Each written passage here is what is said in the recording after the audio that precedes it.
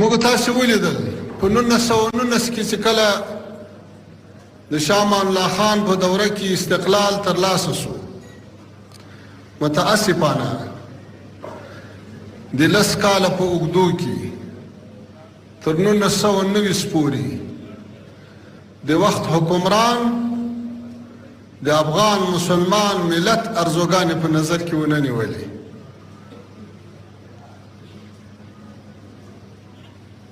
فکری ازادي خپل نه کړه، بیرته غوښتل چې دلته د اغیارو دودو دستورو فرهنګو کلتور دلته تطبیق کړي او داسې نازوانې یې وکړې چې قاضي عبدالرحمن پغماني چې دغه وخت قاضي القضات و، ډېر لوی عالم و، نه تنها لوی عالم و، د ډېرو لویو شخصیتونو لوی علما او استاذ و چې کله امان الله خان ورته وویل چې له ما سره دغه نوي اصلاحات چې زه یې راولم دا را سره ومنه. د ده په نظر اصلاحات ولې په حقیقت کې د افغانستان د دین او فرهنګ مخالفت و. قاضي عبدالرحمن له دې نه انکار وکړو. هغه قاضي عبدالرحمن او د هغه زامن او د هغه ملګري علما اعدام کړو. نو بیا نتیجه څه شوه؟ بیا امان الله خان څه شو؟ بیا په افغانستان کې د شپې د تېرېدلو ځای نه و. له کابله غزني ته ولاړ، هلته یې نوک تکیه نکو، کندهار ته ولاړ، هلته تکیه نسو، چمن ته ولاړ، هلته تکیه نسو، له هغه ځایه پسې ولاړ ایټالیا ته.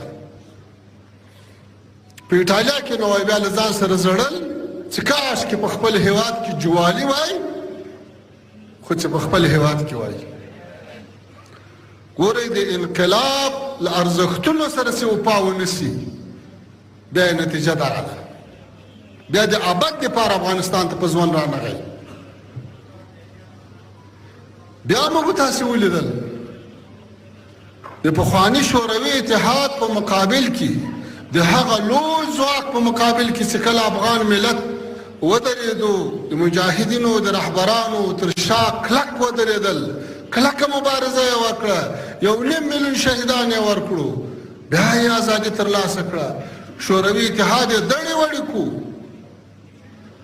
په افغانستان کې یوه بله امپراتوري دفن کړه، خو چې بیا د جهاد رهبرانو هغه د جهاد اهدافو ته توجه ونه کړه، هغه د مجاهد ملت ارمانونه په نظر کې ونه نیول، اتفاق او اتحاد یې ونه ساتو.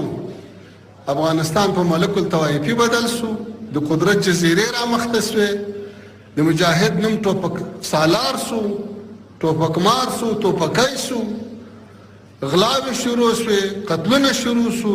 یوازې په کابل کې 80,000 کسان په شهادت ورسېدل. افغانستان چور سو، کنډواله سو. نتیجه یې څه شوه؟ دوی له کوم سرنوشت سره مخامخ سو او ګټلی انقلاب یې له کوم سرنوشت سره مخامخ سو؟